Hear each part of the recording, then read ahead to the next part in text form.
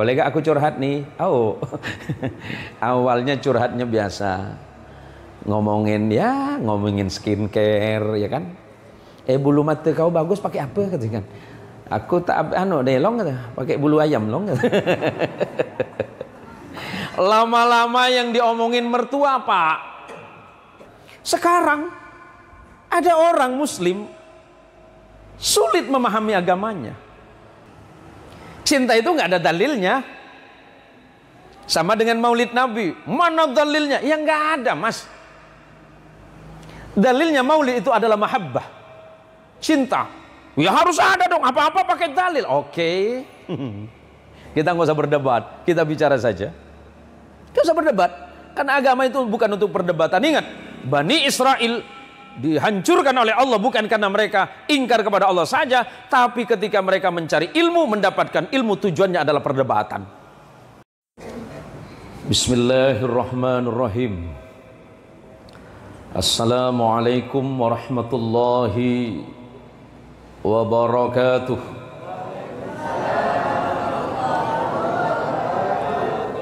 Ibu-ibu sehat semuanya? Bapak-bapak sehat, Bapak?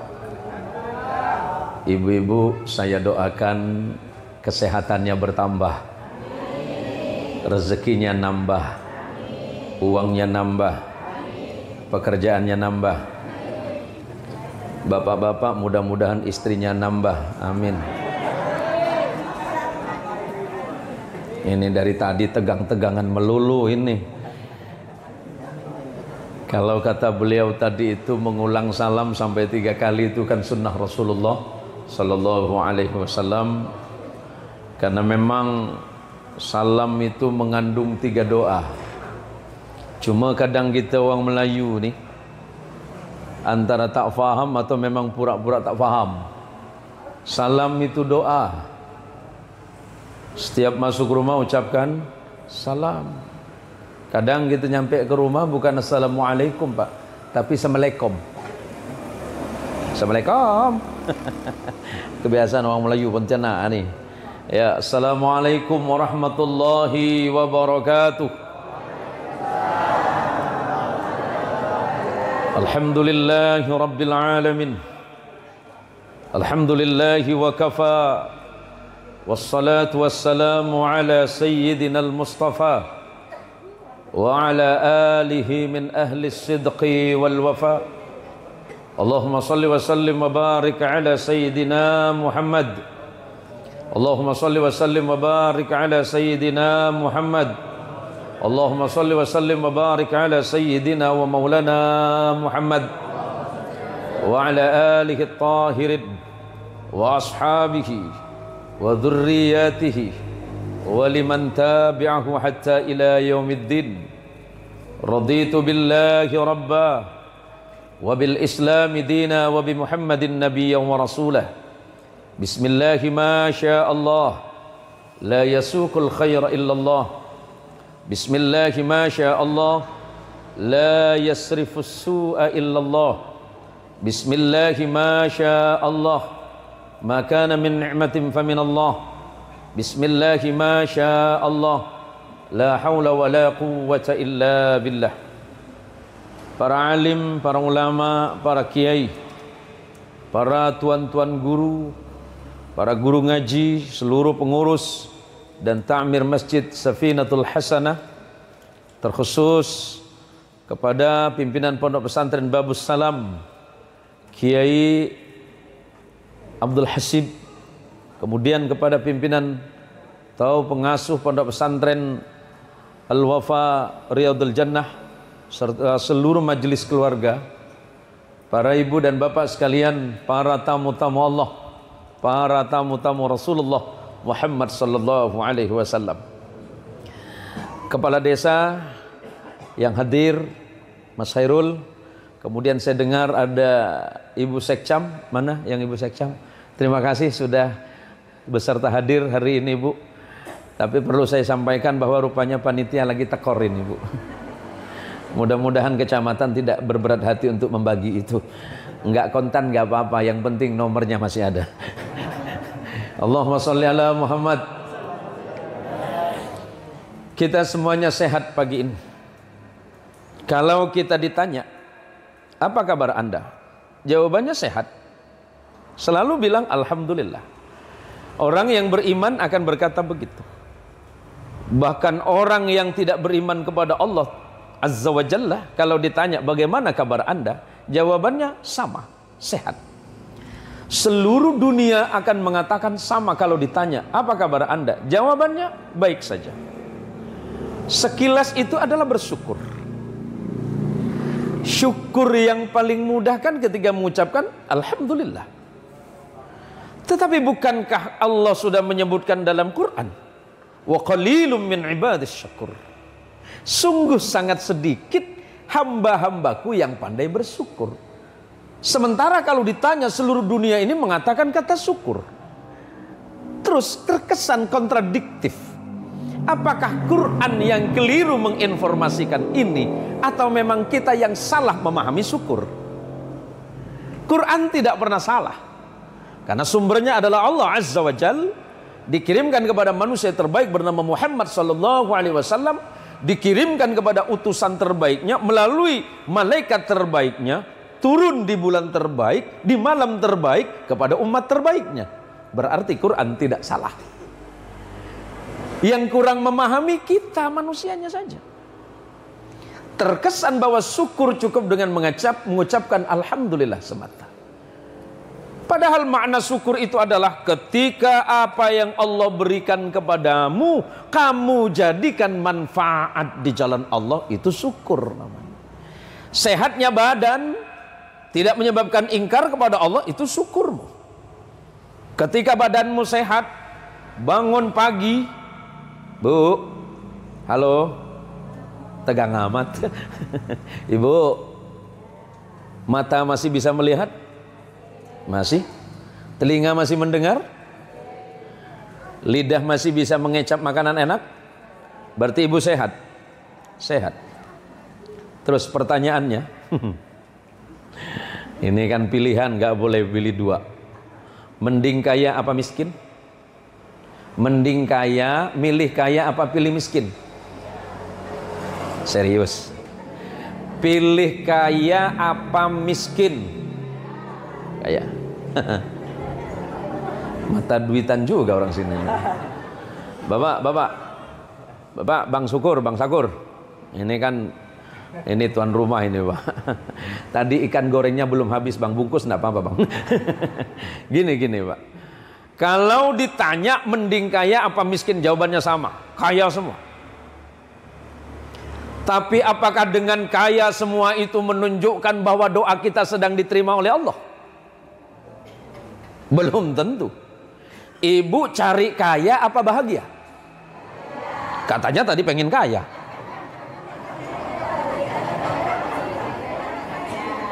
Coba. Saya dulu ngaji sama Syekh Sa'id Ramadan Al-Buti di Suriah. Kayak Hasib. Mending istri satu apa dua? Ada istrinya enggak? Enggak, ada istrinya enggak di belakang? Oh, satu di sini, satu di sana. Mau macam tuh. Sederhana sebenarnya, Bu.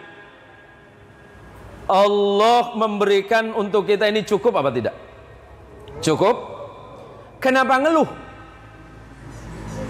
Kenapa ngeluh? Yang kurang bukan rezekimu, yang kurang bukan nikmatmu, yang kurang syukurmu.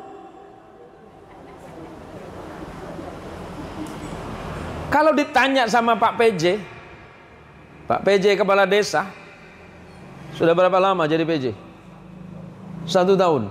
Enak apa tidak? Kalau ditanya itu, semuanya akan mengatakan kurang. Semuanya akan berkata kurang. Pernah nggak kita merasa cukup dengan kemiskinan kita? Ada orang bersyukur kepada Allah di saat dia kaya, tapi ketika miskin, apakah dia masih pandai bersyukur? Orang itu bersyukur ketika menerima nikmat besar.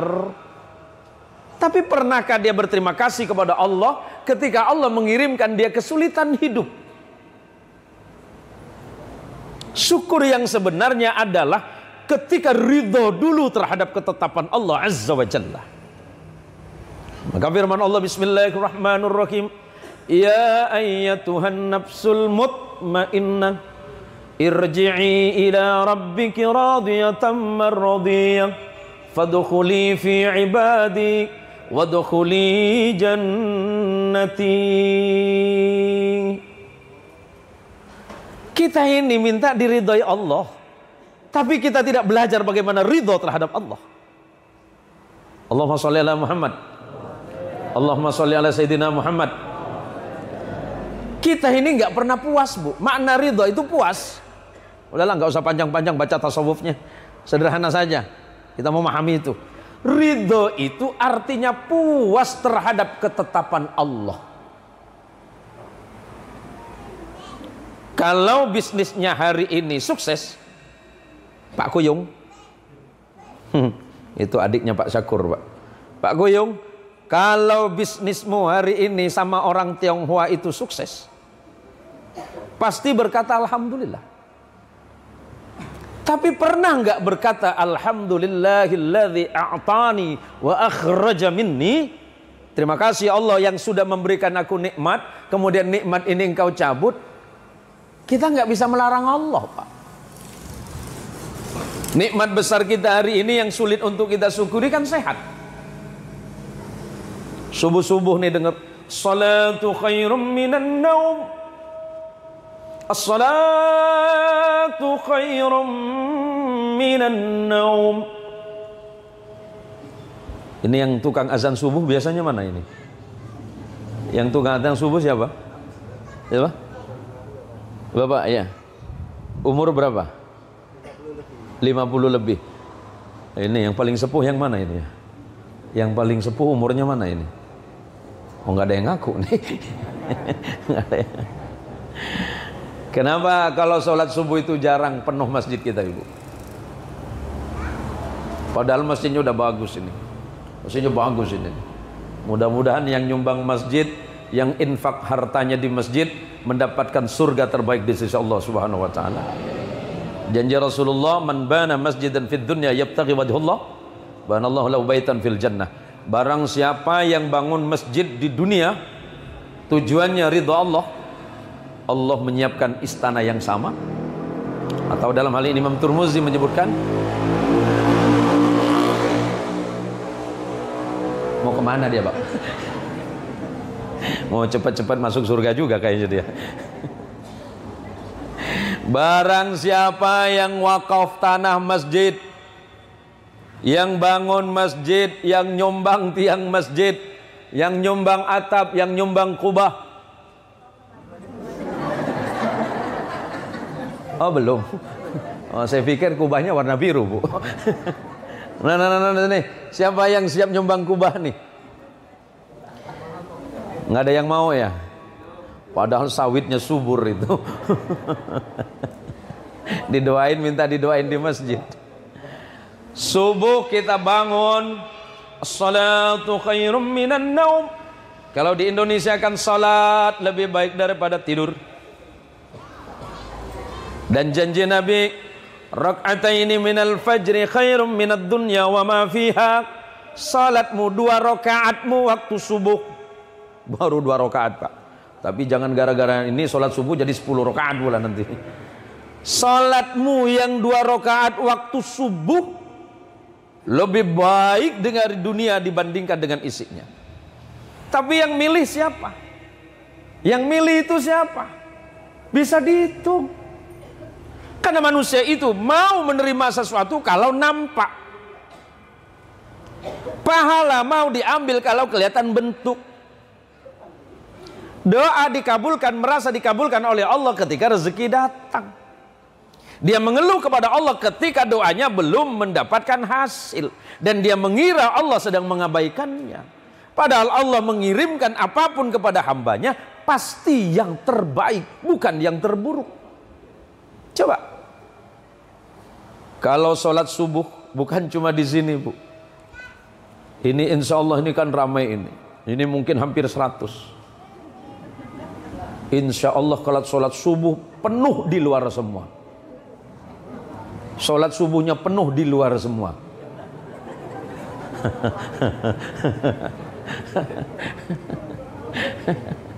Saya punya tetangga dekat masjid. Saya dekat masjid. Rumah saya 250 meter sebelah kiri, sebelah kanan saya 400 meter. Di belakang saya 600 meter. Saya dikepung masjid. Yang untung bukan kita, yang untung Tionghoa. Saya punya tetangga itu Pak Atek namanya, Pak. Dekat rumah, dekat masjid itu Pak Ayung. Ada namanya Pak Atek. 40 tahun tetangga sama masjid. Saya tanya karena dekat akrab sama saya, Pak Atek, sudah berapa lama Pak Atek dekat masjid? Oh, udah hampir 50 tahun, oh. Aku punya hitung 47 tahun dekat masjid ah. Untung apa rugi? Ngai untung ah. Bingung saya, Pak. Dia ini untung. Padahal non muslim tinggal di samping masjid. Saya tanya, kok bisa untung Pak Atek? Pak Kiai tak paham ah. Mestinya orang Islam itu punya masjid bagus ah. Orang punya masjid itu masjidnya cantik ah. Sebab Tuhannya baik. Iya juga ya. Kalau kami orang Tionghoa sembahyang cuma hari Kamis. Orang Islam 1 hari 5 kali dia punya panggil sama Tuhan. Faham enggak bahasanya? 1 hari orang Islam dipanggil Tuhan 5 kali. Berarti Tuhan baik. Iya juga ya. Masalahnya di mana, Tek? Aku tengok Tuhan umat Islam baik, yang tak baik itu orang Islam. Kok bisa? Tuhan panggil ha. Dia tak punya datang. Padahal tuh Tuhan panggil tuh mau kasih rezeki. Kami orang Tionghoa subuh-subuh dekat masjid dengar orang peke-peke.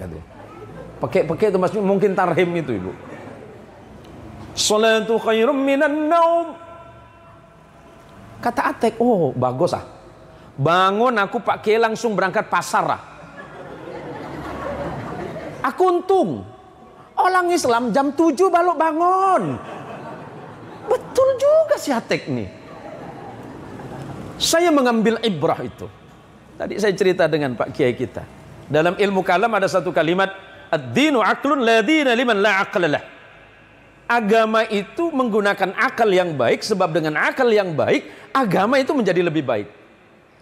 Dalam tasawuf, ad-dinu qalbun la dina liman la qalbalah. Dalam tasawuf, agama itu harus menggunakan hati. Sebab dalam tasawuf, kalau agama tidak menggunakan hatimu, maka beragamamu hambar. Allahumma sholli ala Muhammad. Allahumma sholli ala Muhammad. Sudah faham ibu? Sudah faham? Sudah faham belum? Nyesal saya datang ke sini. Allahumma sholli ala Muhammad. Jadi kata Syekh Sa'id Ramadan Al-Buti rahimahullahu ta'ala, orang bersyukur kepada Allah itu tidak cukup dengan lisannya. Tapi bersyukur kepada Allah adalah ketika menerima anugerah dari Allah, apapun bentuknya, itu menjadi ibadah kepada Allah. Ibu berangkat dari rumah, walaupun insya Allah saya ngerti ibu sibuk dengan kegiatan, ibu camat atau dalam hal ini ibu sekcam sibuk di kantor, yang jadi guru sibuk ngajar, yang jadi kepala desa sibuk dengan tugasnya, yang jadi ibu rumah tangga lebih sibuk lagi. Di dunia ini yang paling sibuk cuma ibu-ibu, Pak. Nggak ada yang lebih sibuk dibandingkan dengan istri. Betul? Maka terima kasih untuk para istri-istri yang hebat ini. Tapi pertanyaannya, masih cerewet enggak dengan suaminya? Ha? Masih suka nak merepet nggak ngelaki ini? Hah? Meletop macam mercon Cina. Istri saya juga sama Pak Kiai. Saya bukan sedang cerita, curhat ini. Tapi saya bersyukur kepada Allah, kalau bukan istri saya yang bangunkan saya jam 3 malam, nggak bangun. Kalau nunggu azan mungkin enggak. Kenapa? Karena kita ini mungkin sudah terlampau banyak dosa kepada Allah. Terlalu banyaknya dosa kepada Allah menjadi hijab penghalang antara kita dengan Allah, sampai azan di sebelah telinga saja kita tidak dengar. Satu maksiat kita kepada Allah menjadi penghalang antara kita dengan Allah, jarak perjalanannya 40.000 tahun.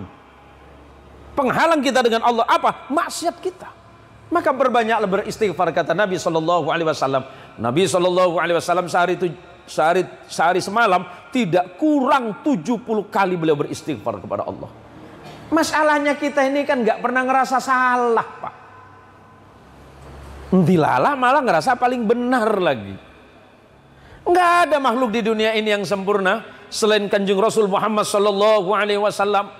Beliau pernah mengisyarahkan, kullu ibni adama khatta'un wa khairul khatta'in at-tawwabun. Setiap anak cucu Adam itu pasti punya salah. Tapi sebaik-baiknya orang yang bersalah adalah yang segera taubat sama Allah. Kesalahan terbesar kita pertama kepada Allah. Yang kedua kepada manusia. Manusia siapa? Yang terdekat dalam hidup kita. Siapa yang paling dekat? Ya suami pasti istri. Ya istri pasti yang paling dekat suaminya. Nih izin, dengan bapak siapa? Kasih kemasyarakatan. Pak Erwin pernah minta maaf sama istri? Kapan? Udah lama, 12 tahun lalu. Hebat bapak kita ini. Ki Hasib pernah minta maaf sama istri? Salahmu apa?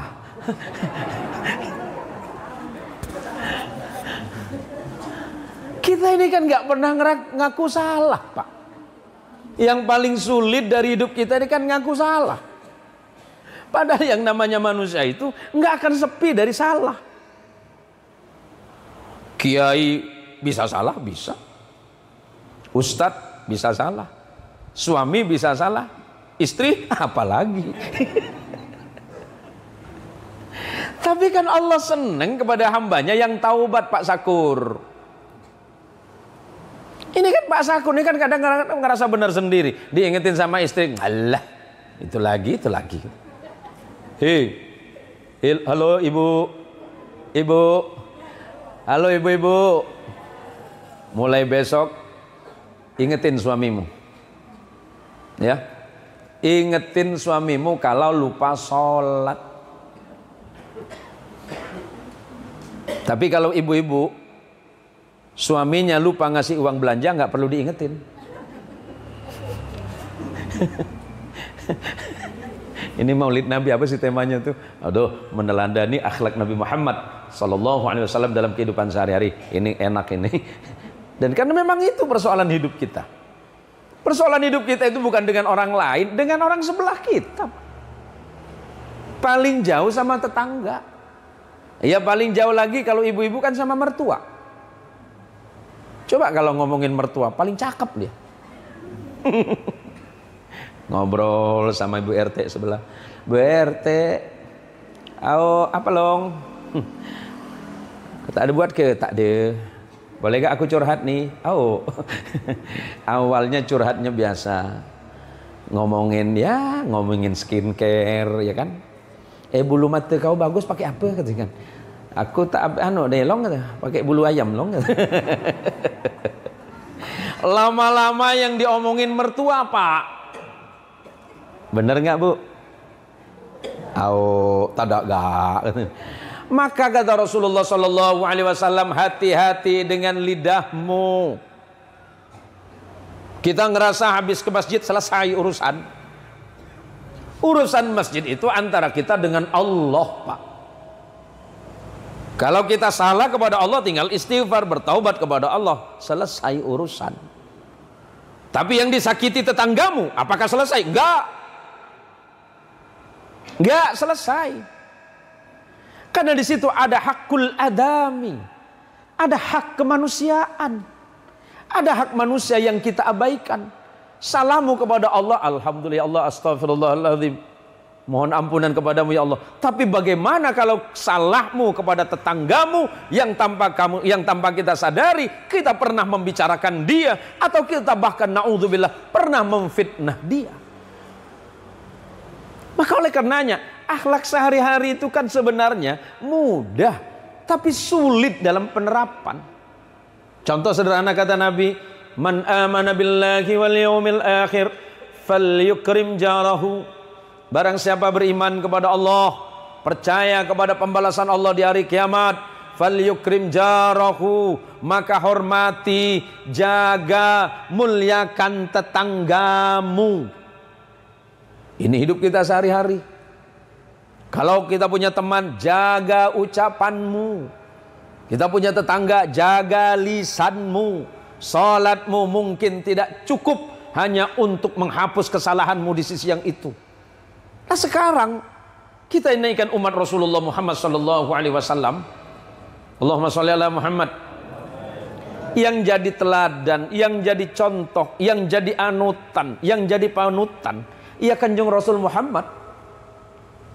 Seorang suami bisa jadi panutan, tapi suami punya kelemahan. Ibu bisa menjadi anutan bagi anak, tapi boleh jadi ada sisi lemahnya di situ. Kita punya guru, guru kita punya sisi lemah. Oh, maka panutan utamanya yang Allah sebutkan, Bismillahirrahmanirrahim. Laqad kana lakum fi Rasulillahi uswatun hasanah. Nah bagaimana kemudian contoh itu bisa diterima Ustadz? Saya kan nggak ketemu Nabi. Baik, Rasul sallallahu alaihi wasallam sudah wafat 1400 tahun lebih kita ditinggalkan. Rasulullah meninggalkan sahabat, sahabat wafat meninggalkan murid, disebut dengan tabi'in. Tabi'in wafat meninggalkan murid, namanya tabi'ut tabi'in. Tabi'ut tabi'in wafat, diteruskan oleh ulama-ulama setelahnya, sampailah hari ini kepada para kiai dan ustadz, pimpinan pondok pesantren dan guru-guru ngaji.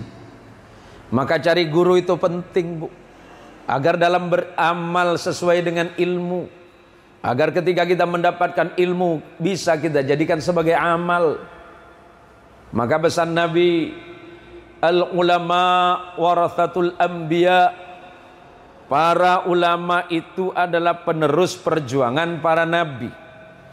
Innal anbiya'a lam yuwarrithu dinaran wala dirhaman. Para nabi, para rasul tidak pernah memberikan warisan dinar dan dirham. Artinya nabi tidak mewariskan harta, nabi tidak mewariskan kerajaan, nabi tidak mewariskan kekuasaan. Yang ditinggalkan innama warrathul ilmah, akan tetapi para nabi dan rasul hanya memberikan warisan ilmu. Agamamu tanpa ilmu maka amalmu bermasalah. Contoh paling sederhana, sholat saja yang harus diawali dengan wudhu, bahkan sunnah sebelum wudhu, kemudian wudhu, bahkan sunnah setelepas wudhu, semuanya ada ilmunya.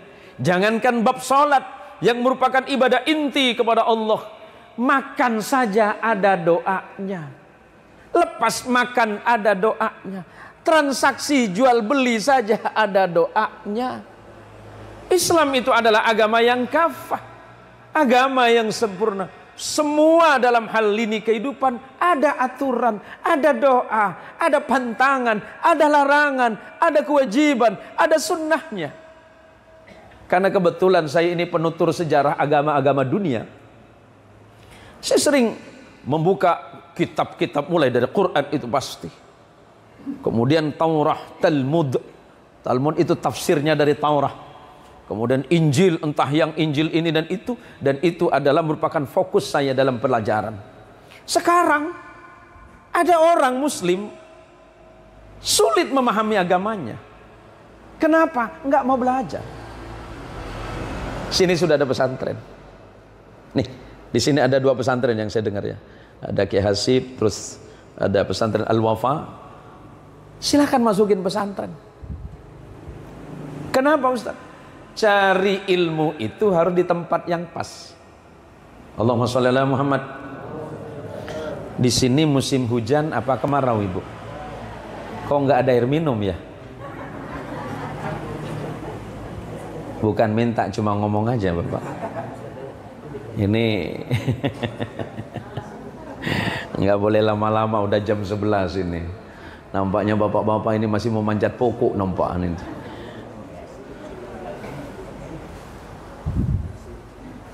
Allahumma sholli ala Muhammad. Sekarang kembali kepada ilmu tadi. Sini ada pondok pesantren. Pondok pesantren itu adalah tempat untuk belajar agama yang memang tersertifikasi kalau bahasa kita hari ini. Gurunya jelas, ilmunya jelas, jaminannya jelas. Kalau boleh saya sedikit menukil Ibu ya. Kenapa mencari guru agama itu harus jelas sanadnya? Apa itu disebut dengan sanad? Sandaran keguruannya. Nyambung tidak kepada Kanjeng Rasul. Ki Abdul Hasib, pimpinan pesantren Babus Salam, punya guru yang ada di Kembang Jeruk Sampang. Naik gurunya berguru kepada gurunya, nanti sampai kepada Imam Tirmidzi kalau dalam ilmu hadis misalnya. Imam Tirmidzi muridnya Imam Bukhari. Imam Bukhari pernah mengambil sanad kepada Imam Hambali yang dikenal dengan Imam Ahmad bin Hambal, penulis kitab Musnad Ibnu Hambal. Imam Ahmad bin Hambal berguru kepada Imam Muhammad bin Idris Asy-Syafi'i, penulis kitab Al-Um yang menjadi madhab fikih kita. Imam Syafi'i berguru kepada Imam Malik bin Anas. Imam Malik bin Anas berguru kepada tabi'in namanya Nafi'. Nafi' berguru kepada sahabat Nabi namanya Abdullah bin Umar. Abdullah bin Umar berguru langsung kepada Rasulullah Muhammad sallallahu alaihi wasallam. Jadi jelas ilmunya. Ismukum karim? Ubaidullah. Ubaidullah, Ustaz Ubaidullah, pengasuh pondok pesantren Wafa Riyadul Jannah, berguru kepada Allah yarham Kiai Haji Ahmad Sobari, Kiai Mahfud Sobari. Kiai Mahfud Sobari berguru kepada gurunya sampai nanti bersambung kepada Rasulullah sallallahu alaihi wasallam. Jadi jelas pertanggungjawabannya.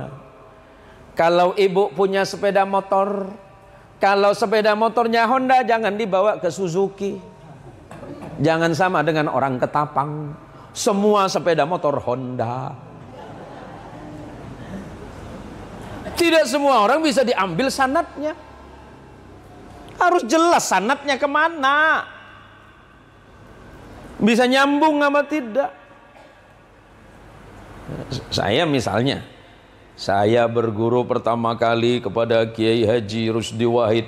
Kiai Haji Rusdi Wahid berguru kepada gurunya namanya Kiai Haji Yahya Sabrawi Malang. Kiai Haji Yahya Sabrawi Malang berguru kepada Kiai Khazin Panji Buduran.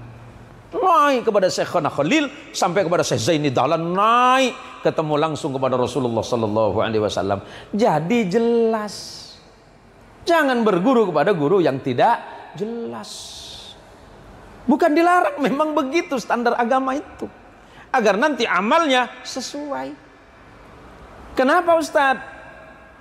Ini kan ada banyak santri ini. Ada santri ini. Ya santri panjenengan nggih. Gini nak. Imam Sufyan Ats-Tsauri rahimahullahu taala itu ulama generasi tabi'ut tabi'in. Bahkan disebut sebagian menjelang itu disebut dengan tabi'in. Sufyan Ats-Tsauri rahimahullah pernah mengatakan al-istinadu silahul mu'min. Punya guru yang bersanad, yang punya standar klasifikasi adalah senjatanya mukmin. Idza lam yakun ma'ahu silahun, jika mukmin itu tidak punya guru yang bersanad, berarti dia tidak punya senjata. Fa bi ayyi syai'in yuqatil, maka dengan apa dia akan berperang? Artinya apa? Bagaimana mungkin santri-santri ini bisa menyampaikan agama kalau agama yang dia dapat bukan dari kiai dan guru yang punya sanad? Faham? Wah, ini udah mulai ngantuk nampaknya ini. Udah ngantuk bang? Iya abang, jangan nyari saya. Abang yang ngantuk. Nggak apa-apa bang, nggak apa-apa. Pahala bang, nggak apa-apa. Ya nggak apa-apa. Udah tidur aja nggak masalah. Allahumma sholli ala Muhammad. Allahumma sholli ala Sayyidina Muhammad. Maka besok kalau ada masalah apapun, masalah fikih, datangi kiai-kiai kita. Assalamualaikum kiai, ada apa ibu? Ini saya punya pohon kelapa. Kenapa dengan pohon kelapa ibu? Ini pohon kelapa saya ini kan sekali turun ini 4.000. 4.000 ya. Hitung 1 tahun berapa, jumlahnya berapa, diairi apa pengairannya sendiri, apa itu airnya air hujan, sudah sampai tidak haulnya, sudah sampai tidak setahun sekalinya, nisabnya berapa Pak Kiai, datengin kiainya, Pak Kiai tolong hitungkan zakat kelapa saya, rezekinya lancar. Islam butuh itu? Enggak. Ibu yang butuh bersedekah. Kenapa? Gini loh Bu, gini loh. Ini akhlak Nabi sehari-hari, akhlak Nabi. Allahumma sholli ala Muhammad. Nabi itu pernah didatengin ibu-ibu. Assalamualaikum ya Habiballah. Waalaikumsalam kata Rasul. Ada apa Bu? Kira-kira begitu. Gini Nabi, saya ini pengen sedekah. Sedekah apa yang bisa saya berikan? Jawaban Nabi, bagilah uangmu. Bagi uangmu, Pak Kades. Ada Pak? Bagi uangmu. Kalau tidak ada ya Nabi, makanan. Kalau nggak ada makanan ya Nabi, senyum. Senyum. Ibu 1 hari ketemu orang bisa senyum nggak? Bisa? Kalau suami terlambat senyum nggak? Nggak senyum. Padahal itu sedekah murah meriah, gak pakai modal. Jawaban Nabi, tabassumuka fi wajhi akhika sedekah. Senyummu kepada saudaramu adalah sedekahmu. Gak punya uang, ganti makanan, gak bisa makanan, senyum saja. Gak bisa sedekah uang, sedekah makanan. Sedekah makanan nggak bisa, sedekah senyum nggak bisa, sedekah senyum, sedekah apa? Itu paling murah. Ini kan kadang-kadang timbul dongkol di sini Pak. Hanya berbeda saja, mulai dongkol, marak, benci, padahal Allah melarang. Saya ini mungkin nggak bisa lama-lama Bu ya, karena saya hari ini masih ada beberapa jadwal dan besok saya harus berangkat. Kemana besok? Oh besok di Pontianak, baru hari Sabtu saya ke lintas batas Malaysia dan insya Allah sampai akhir Desember saya baru istirahat. Jadi 1 hari kadang-kadang Ki Hasib saya nggak bisa istirahat. Kalau bicara capek ya capek. Capek itu manusianya. Jadi saya sering ditanya dengan teman-teman itu, Kiai 1 hari itu berapa jadwal? Minimal 2 sampai 3. Ya paling banyak 5 itu. 1 hari bisa 5. Capek, manusianya capek. Tapi kalau ingat Rasulullah SAW hilang capek. Kenapa? Malu. Kita nih malu sama Nabi Pak, malu. Saya perjalanan pernah nggak tidur 27 jam Kiai. Hanya untuk sampai 1 tempat. Istri saya bilang, Abi harus istirahat, nggak bisa. Saya obatnya ada nanti. Kapan? Ketika saya lihat jamaah hadir, capek saya hilang. Tadi sebenarnya dari tadi udah capek nunggu ini. Tahu-tahu ngeliat ibu, hilang capek saya. Sekali saya ceramah lihat wajah ibu, malah datang lagi capek saya ini. Allahumma sholli ala Muhammad. Kenapa itu? Awalnya karena cinta. Sesuatu apapun kalau karena cinta itu enak Pak. Coba. Namanya Bapak siapa? Muhammad Adin. Pernah jatuh cinta? Oh sering kayaknya ini. Ini bukan pernah, ini sering kayaknya ini. Ya. Nih. Pak Kasih. 1 hari berapa kali jatuh cinta?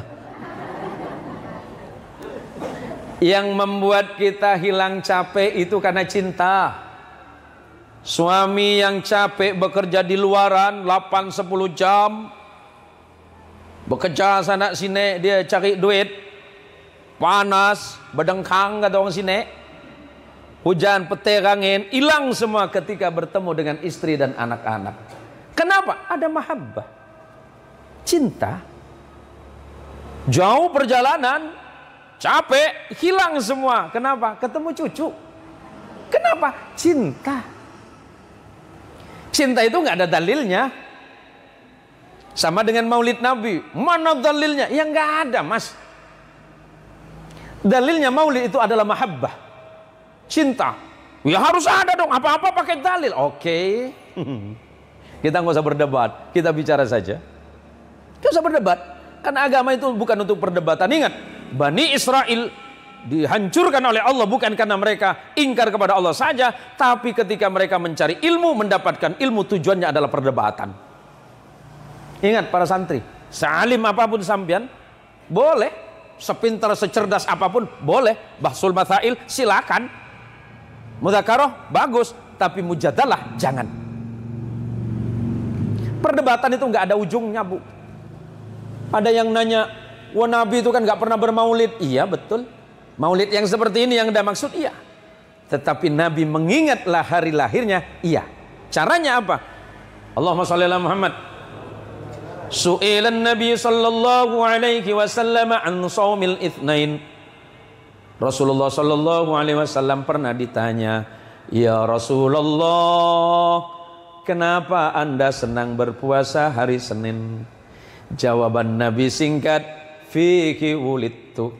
Aku lahir pada hari Senin. Wa fihi alayya unzil. Al-Quran Allah turunkan kepadaku hari Senin, makanya aku berpuasa. Artinya Nabi tidak berulang tahun, betul, karena Nabi tidak pernah beraid seperti ini. Tapi segenerasi-generasi setelah sahabat dan selepas generasi tabi'in, ada umat Islam yang merasa khawatir kalau dirinya lupa kepada Nabi karena persoalan hidup, persoalan pekerjaan, persoalan bisnis, persoalan ini dan itu menyebabkan lalai kepada Allah dan Rasulnya. Maka sebagian ulama itu berkumpul, kata Imam As-Suyuti, sebagian orang muslim berkumpul. Apa yang dibaca? Yang dibaca pertama adalah Al-Quran, yang kedua baca salawat, dan yang ketiga ada sedekah. Ini sunnah Nabi. Guru kami Syekh Sa'id Ramadan Al-Buti mengatakan, ma la yatimmul wajibu illa bihi fahuwa wajibun. Kalau perkara wajib tidak sempurna tanpa adanya perkara ini, maka kata Syekh Sa'id Ramadan Al-Buti, perkara ini menjadi wajib. Yang kedua, ma la yatimmul mandubu illa bihi fahuwa mandub. Kalau perkara sunnah tidak sempurna tanpa adanya seperti ini, maka adanya perkara ini adalah sunnah. Kenapa? Orang bermaulid yang dibaca Quran, orang bermaulid yang dibaca sholawatan, termasuk tadi itu ada madad. Madad itu pujian melalui syair-syair berzanji, ada diba, kemudian ada juga saraful anam atau syair yang lain, termasuklah syair burdah. Itu kan adalah pujian kepada Nabi. Jangan berlebih-lebihan dong muji Nabi. Oh ya, masa muji Nabi berlebihan? Pak, muji Nabi berlebihan tidak? Muji Nabi berlebihan tidak? Enggak. Orang bermaulid itu memuji Nabi. Yang muji Nabi sesungguhnya bukan kita, tapi Allah. Allah itu tidak pernah berhenti memuji Nabi. Tuh yang paham ilmu alat. Innallaha wa malaikatahu yusalluna 'alan nabi. Ya ayyuhalladzina amanu sallu 'alaihi wa sallimu taslima. Kata atau kalimat yusallu itu fi'il mudhari. Fi'il mudhari itu kejadian telah, sedang, dan akan. Artinya dari dulu, hari ini, sampai nanti yaumil qiyamah, Allah Azza wa Jalla, para malaikat-malaikatnya tidak pernah berhenti memuji, bersalawat kepada nabinya Muhammad sallallahu alaihi wasallam. Itu Allah, Pak. Masa kita salawatan di acara maulid dibilang berlebihan? Baik, kalau Anda tidak peduli dengan dalil itu, yang kedua, saya ambilkan dalilnya sahabat. Saya bacakan nggak mungkin karena kepanjangan. Buka dalam Sahih Muslim, buka dalam Sahih Bukhari, buka di dalam beberapa kitab Mustadrak. Sahabat-sahabat Nabi itu saking cintanya sama Nabi, cinta sama Nabinya Muhammad SAW, kalau Nabi potong rambut, tidak ada sehelai rambut pun itu yang sempat menyentuh bumi, Pak. Kenapa? Direbut oleh sahabat. Apakah itu berlebihan? Atau yang mereka sebut sebagai ghulu? Ternyata Nabi melihat itu dan Nabi tidak melarangnya. Kalau bukti kecintaan sahabat secara fisik kepada Nabi, rambutnya diambil, disimpan oleh sahabat. Apakah itu berlebihan? Kalau itu berlebihan tentu Nabi akan menegurnya. Yang kedua, Nabi SAW dalam sifat basyariahnya, dalam sifat kemanusiaannya kan meludah. Nabi kalau meludah nggak sampai menyentuh bumi, Pak. Kalau ludahnya Nabi SAW menyentuh Nabi, masalah buminya, Pak. Direbut oleh sahabat, diusapkan ke badannya, diusapkan ke wajahnya. Mohon maaf, itu ludah Nabi, bukan ludah Pak Kades. Nah, ludah Pak Kades boleh diambil kalau musim udang. Tabokan paket, selesai udang tuh, belepar dia. Guyon ya Pak Kades, jangan nak marah, jangan nak marah Pak Kades. Saya gurau je daripada mak-mak ni malah selakat ngantuk Pak Kiai gitu deh. Udahlah, jangan lama-lama maknya. Yang ketiga, Allahumma sholli ala Muhammad, Allahumma sholli ala Sayyidina Muhammad. Ada sahabat yang panahnya pernah dipegang Nabi. Setelah Nabi wafat, sahabat ini mau berperang. Panah itu diambil, sebelum diambil wudhu dulu. Sahabat yang lain bertanya, ngapain dulu kamu masih wudhu? Kan hanya ngambil panah. Jawabannya satu, panah ini adalah panah biasa, yang biasa aku pakai untuk berjuang. Tapi kamu tahu nggak bahwa panah ini pernah dipegang oleh Nabi kita yang mulia, manusia paling mulia, dimuliakan dan memuliakan Allah. Seluruh makhluk semuanya memuliakan, bahkan Allah tidak pernah berhenti memuliakannya. Apakah aku tidak layak berwudu untuk memuliakannya? Itu panah. Jadi teman-teman, persoalan kita beda di dalam apakah boleh apa tidak bermaulid, ya monggo. Itu apa yang Anda percayai. Tapi apa yang kami percaya adalah bahwa bermaulid bukan perkara yang dapat merusak iman. Maulid bukan akidah, maulid bukan syariah. Maulid itu bagian dari akhlak kita kepada Nabi SAW untuk menunjukkan rasa mahabbah dan rasa cinta.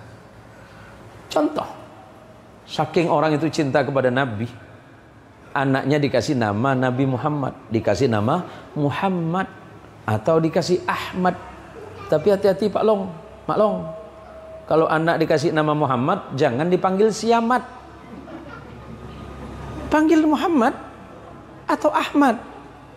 Kita biasa orang Bugis kan gitu kan, nama Ismail panggil Semaing, Abdurrahman panggil Bedu, Nasir Aceng.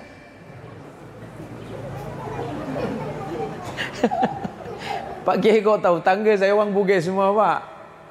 Saya dari kecil lagi banyak orang Bugis, banyak kan orang Bugis, ya kan? Kok pagi-pagi itu kan? Kalau ingat saya ini ketawa ini. Ada orang Madura di sini kan? Ada orang Madura? Bugisnya ada? Ada. Hati-hati jangan ribut ya. Pernah orang Bugis di kampung saya itu namanya Pak Punadin Pak. Orang Madura Pak Punadin. Nah, yang orang Bugis itu dengasan. Dengasan nih pakai Bugis terus ngomongnya, bahasa Madura tak paham. Mau pinjam korek. Korek dalam bahasa Bugis apa? Colo. Orang Madura bilang colo itu mulut. Pagi-pagi ada yang ngasan dipanggil, Punadin gitu. Sini. Ah Bapak Daeng, pinjam colo Din gitu kan. Oh. Apa Pak Daeng? Pinjam colok. Pindam colok nah. Kata yang Pak Punadin, colok saya mau dipakai. Maksudnya kan korek api. Kata Pak Daeng, iya Din, aku mau pakai ngerokok. Colok aku juga buat merokok. Gara-gara colok Madura sama Bugis ribut. Artinya apa? Kadang-kadang bahasa bisa membuat kita bahagia dan mempertemukan, tapi kadang-kadang berbahasa menjadi masalah. Saya ini diizinkan oleh Allah menggunakan 8 bahasa, Pak, sampai hari ini. Biiznillah. Ya internasionalnya standar lah 2 gitu kan. Ya Arab Inggris lah. Kalau sehari-hari saya pakai bahasa Madura, bahasa Jawa, bahasa Sunda, bahasa Padang, bahasa Ahe, sama Melayu.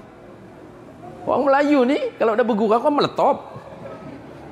Saya punya tetangga Melayu tuh, Pak. Ngakak-ngakak saya dibuatnya. Nah, kenapa saya bilang orang Indonesia itu kenapa selalu seperti ini? Karena orang Indonesia itu selalu bahagia. Yang layak dan pantas jadi umatnya Rasul sallallahu alaihi wasallam bukan yang di luar sana, tapi kita umat Islam Indonesia ini, Pak. Kenapa? Rahmat itu ada di sini. Perbedaan itu ada di sini, Pak. Di negara orang nggak ada perbedaan, sama semua bahasanya sama. Di Indonesia ada 570 bahasa loh, Pak. Tapi semuanya bersatu dalam bahasa Indonesia dan nggak ada yang ribut tuh. Kenapa? Fabima rahmatin minallahi linta lakum walau kunta faddan ghalidhal qalbi lan faddu min hawlik fa'fu anhum wastaghfir lahum washawirhum fil amri wa idza azamta fatawakkal 'ala Allah innallaha yuhibbul mutawakkilin. Itu kuncinya. Muslim Indonesia ini ramah, nggak ada yang ramah dibandingkan dengan Indonesia. Saya kalau di negara orang nggak menemukan seperti ini. Coba ibu-ibu nih, coba kurang cantik gimana perempuan di luar? Tinggi, hidung mancung. Kalau orang Indonesia kan sama dengan saya, Pak. Jangan bilang pesek ya. Ini bukan pesek, minimalis ini, Pak. Ini hidung minimalis namanya. Ngolok-ngolok. Mak ngolok-ngolok saya. Berhenti saya ceramah nih. Kita ini menemukan persaudaraan di sini, Pak. Saya kenal dengan Pak Kuyung ya karena besan. Karena ponakannya menikah sama ponakan saya. Apa yang membuat kita ini bersaudara? Pertama ya karena Allah memberikan iman dan Islam kepada kita. Kita terjemahkan dalam kehidupan sosial kita. Artinya bertetangga kita ini baik. Ujung segedong sama ujung sana kenal semua. Coba di tanah sana, di luar nih, Pak. Saya pernah tinggal di sana. Sama sebelah rumah nggak kenal. Sini nih saking kenalnya sama tetangga. Saking kenalnya jambu tetangga pun habis, Pak. Saking kenalnya. Pak Daeng itu punya orang, tak apa, kawan aku. Dia nggak tahu kalau di situ ada hukum. Sawit waktu masih kecil punya dia. Dan mulai berbuah punya orang. Pas mau panen habis pula. Ditanya ngapa kau ambek? Punya kawan aku. Allahumma sholli ala Muhammad. Jaga itu kata Allah, fabima rahmatin minallahi linta lakum. Karena sebab rahmat Allah yang turun ke dalam hatimu ya Muhammad. Bersikap lemah lembutlah engkau kepada mereka. Kalau lembut kepada orang baik itu normal. Pernah enggak kita ini baik sama orang jahat? Ibu? Halo? Kalau baik sama tetangga baik bisa enggak? Tetangga ibu baik, ibu balas apa? Baik. Kalau tetangga ibu jahat, ibu balas apa? Jahat.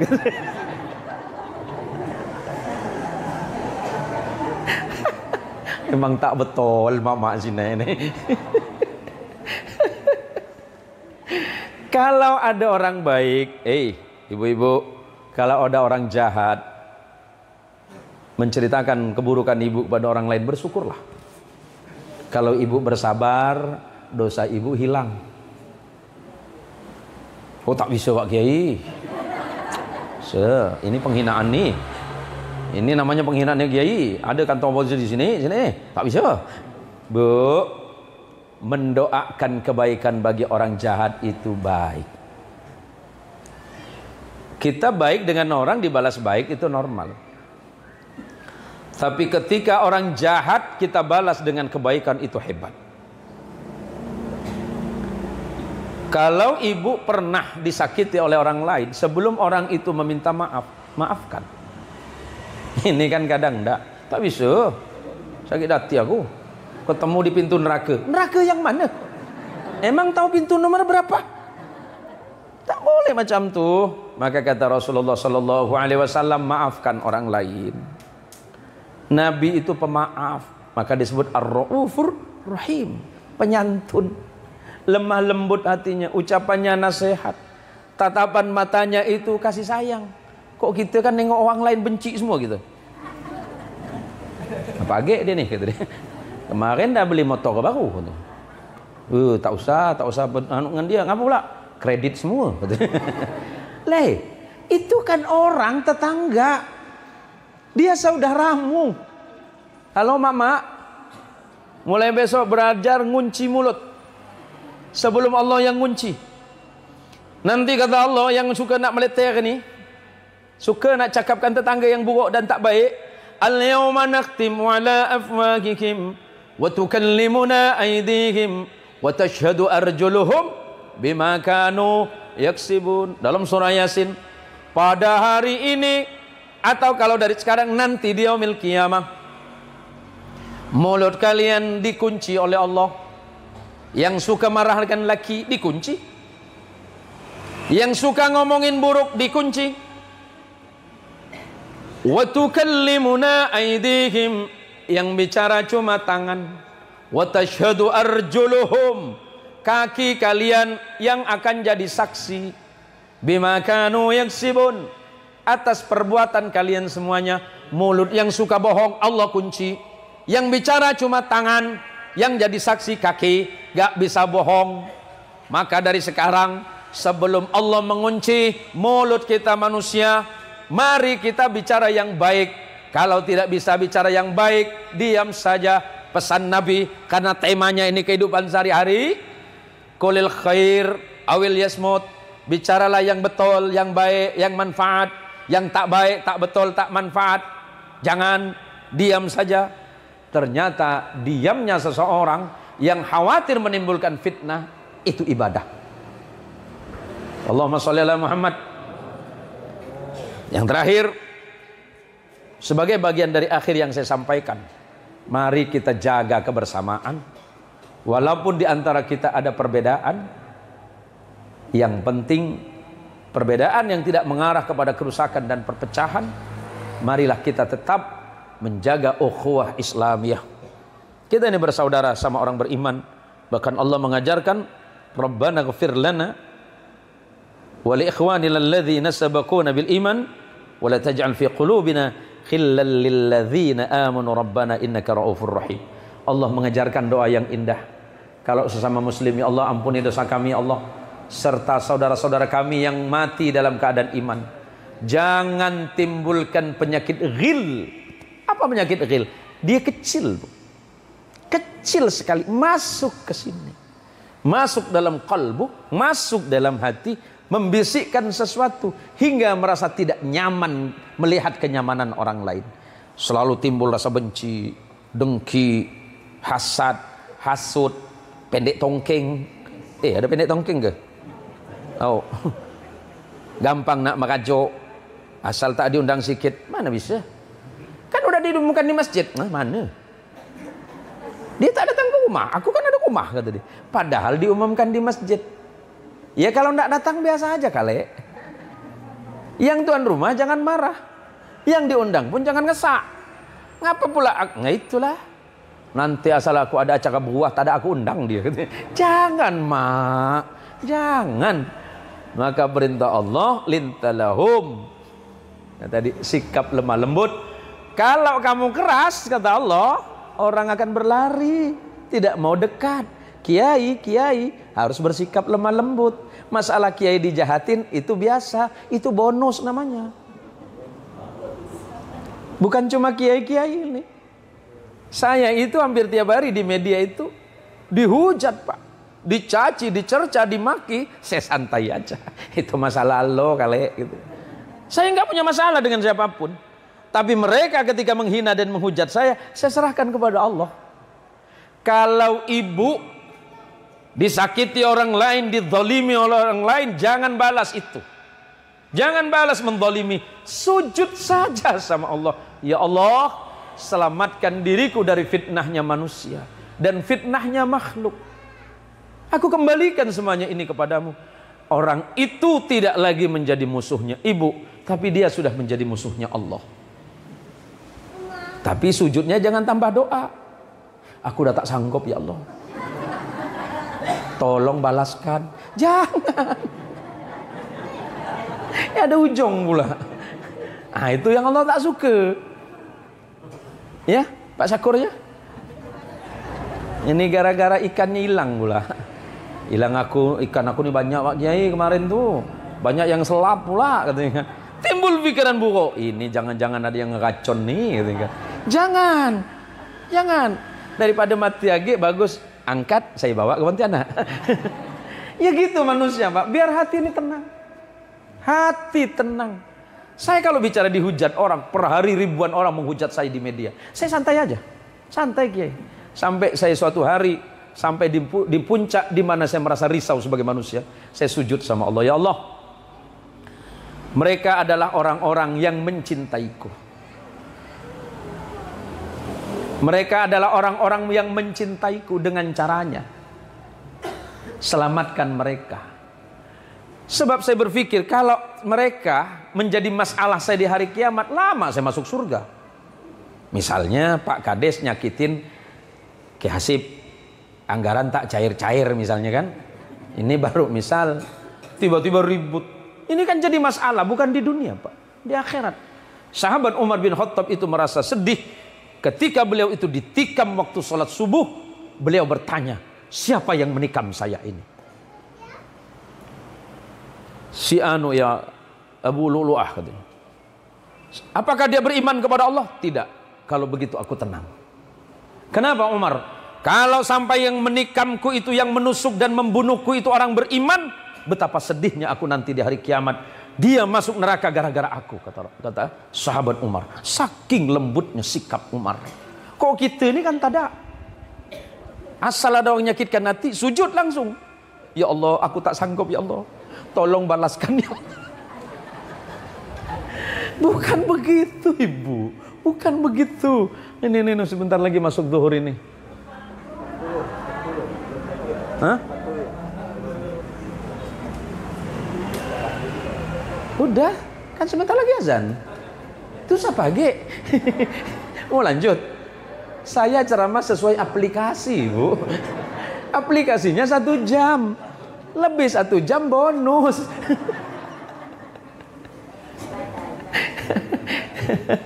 Tolong sampaikan salam saya kepada ibu-ibu yang tidak hadir.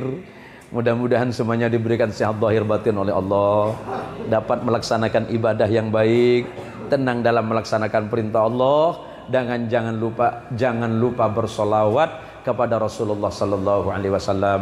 Kalau saya bertetangga dengan ibu camat, dengan ibu sekcam, pasti senang. Bertetangga dengan bupati lebih senang, bertetangga dengan gubernur lebih senang, bertetangga dengan presiden pasti lebih senang. Lantas bagaimana kalau kita bertetangga dengan Rasulullah Muhammad Sallallahu Alaihi Wasallam?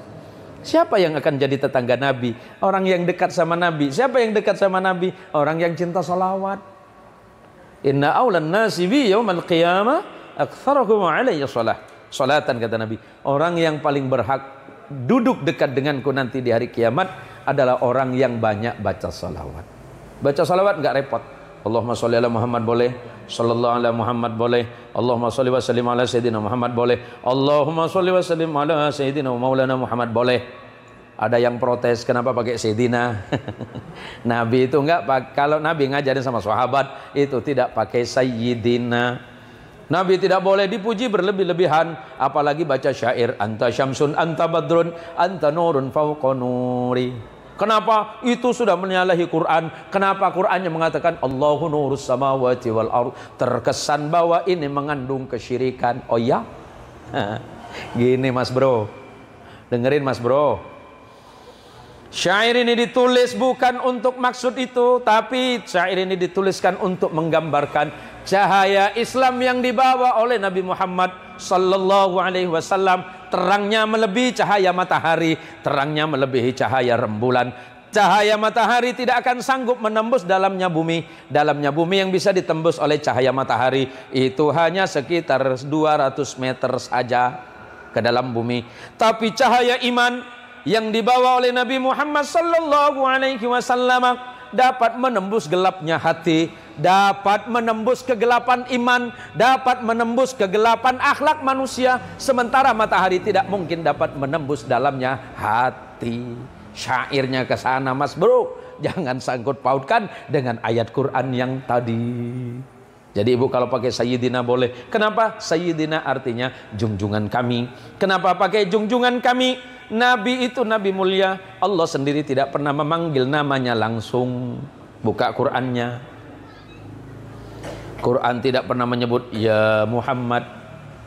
Tapi kalau Allah panggil Nabi yang lain, ya Adam, ya Idris, ya Nuh, ya Ibrahim, ya Musa, ya Yahya, ya Isa.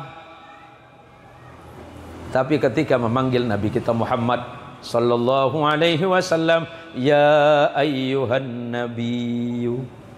Kenapa? Saking Allah mencintai dan menyayangi Nabi, menyebut namanya secara langsung saja Allah tidak mau. Sama dengan kita, kenapa pakai Sayyidina? Karena takut su'ul adab. Itu kata kita. Yang nggak pakai Sayyidina nggak masalah. Yang penting sholawatan. Allahumma sholli ala Muhammad boleh. Allahumma sholli ala Sayyidina Muhammad juga boleh. Saya pikir ini saja yang dapat saya sampaikan. Sebenarnya saya pengen berlama-lama, tapi karena insya Allah sekedap lagi, sekejap je kita nak masuk waktu zuhur. Bila masa kita ada umur nak panjang, umur kita panjang insya Allah, tuan-tuan dan puan-puan yang dirahmati Allah, insya Allah kita bersua kembali. Ini bahasa Upin Ipin ya. Saya biasa ceramah kat Malaysia sana Pak. Saya dulu dikira orang Semenanjung. Semenanjung itu Malaysia Barat. Jadi saya ceramah di sana, ditanya sama orang Kuala Lumpur, Tuan Guru orang Kuala Lumpur kah? Nak bilang Kuala Lumpur bual pula. Tak bilang Kuala Lumpur saya ditangkap pula. Ya, Tuan Guru orang mana? Orang Kuala Lumpur ke? Oh, saya orang Kuala Lumpur. Asisten saya bohong. Bah, bohong tuh katanya. Salah enggak, Pak? Enggak lah. Kuala Lumpur mana? Kampung saya itu masih banyak lumpurnya sebenarnya. Sama dengan Segedong kan? Ini masuk Kuala Lumpur juga Pak. Jadi ini saja yang dapat saya sampaikan. Sebenarnya ingin saya berlama-lama di majelis yang mulia ini, tapi karena memang kita dibatasi oleh waktu, insya Allah di lain masa dan kesempatan, ketika Allah memanjangkan usia kita, mudah-mudahan kita berjumpa dalam kesempatan yang berbeda. Kebenaran hanya milik Allah, sementara kesalahan muncul dari hati saya yang awam. Hadanallahu wa iyyakum ajma'in. Wallahul muwaffiq ila aqwamit thariq. Wassalamualaikum warahmatullahi wabarakatuh.